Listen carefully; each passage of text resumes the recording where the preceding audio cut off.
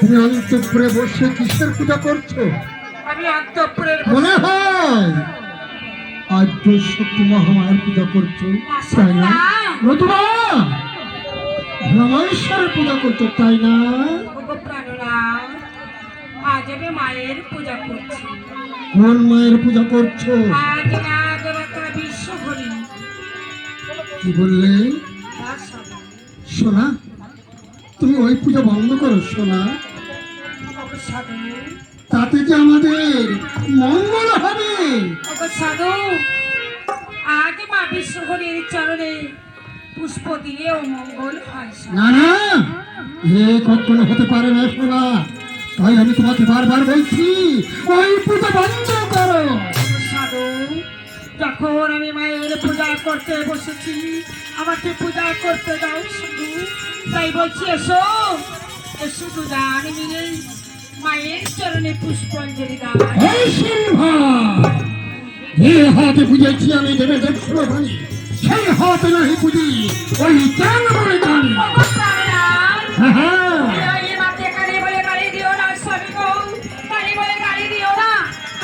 পূজা করতে হবে না সাধু, আমি নিজেই পূজা করছি।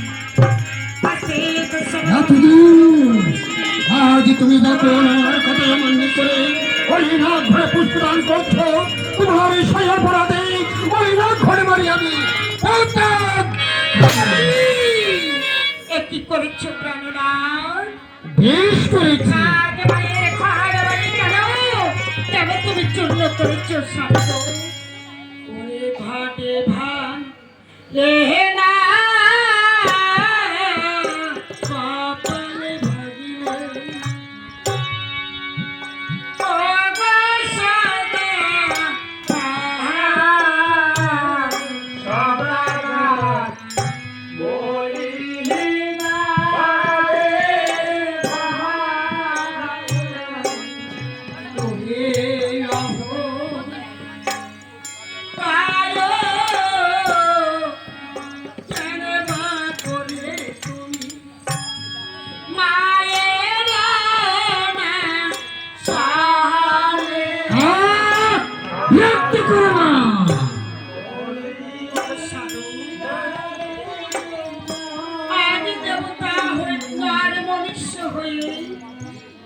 ওই দেবতার সঙ্গে কেন কেন তুমি বাদ করলে? কে দেবতা? ওই জঙ্গলে কালী, ওই জঙ্গলে কালীকে আমি দেবতা হয়ে সুদার করি না। তুমি ওই মাকে আর কালী বলে গালি দিও না শুধু, ওই মাকে কালী বলে গালি দিলে তুমি তা সইতে পারো না, তাই না?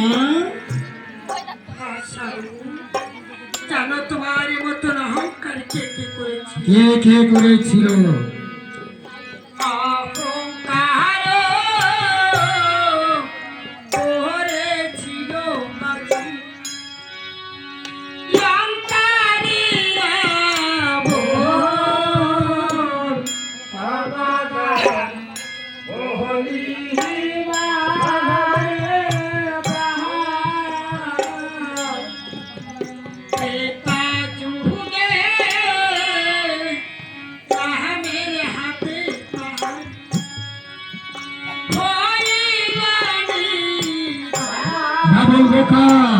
সেই জন্য ওই রবির হাতে ইঁদুর হয়েছে। আমি তো বোকা নই।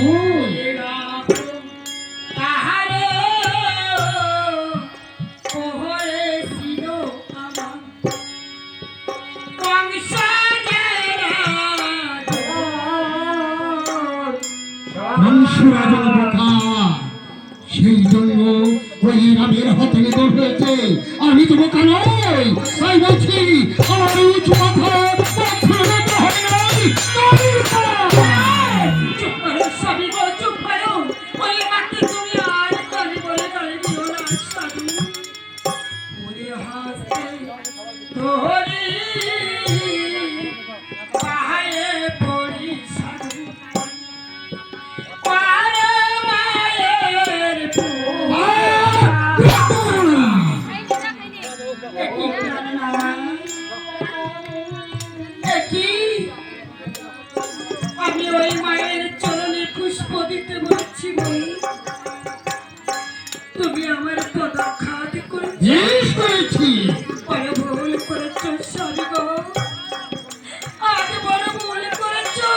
আমাকে জ্ঞান দিতে হবে না, আমার আদেশ অক্ষরে অক্ষরে পালন করো। যাও। সাধু, আমি আর তোমাকে কখনো বলবো না। বলবো না মায়ের চরণে পুষ্পাঞ্জলি দাও। একটি কথা ভুলে যেও না স্বামী বাবু। আজ যে মায়ের চরণে অহংকার করেছো তুমি, একদিন দেখবে সোনার কক্ষে কিছু রইবে না, কিছু রইবে না, কিছু।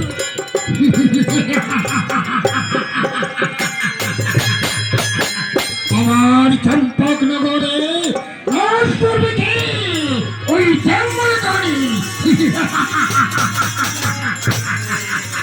রক্ষা করবে আমার রামেশ্বর।